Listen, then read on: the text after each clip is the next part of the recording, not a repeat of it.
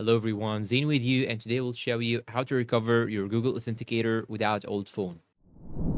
Okay, now the first thing that you should do is to simply go and open the Google account that you actually have. And now once you open it, first you'll have to go to security option here on the top side. And this is basically the security settings of your Google account. So after scrolling down on your security, you would be able to find the option of two-factor authentication or the authenticator. If you have previously got Google Authenticator on your Google account, you would be able to see it over here. Just simply select it. After that, you would be able to find the option of change Google Authenticator account. Simply click on it, and on your new device, just simply log into your Google Authenticator using the QR code that you will be provided on your Google account. You would be sent an PIN on your device in order to verify whether it's you or not. Just verify with that particular PIN, and this way you would be able to change the device of your Google Authenticator without the need of old phone. And this is how we can actually do it. I hope this video is useful to you all, guys. Thank you for watching, and see you in a new video.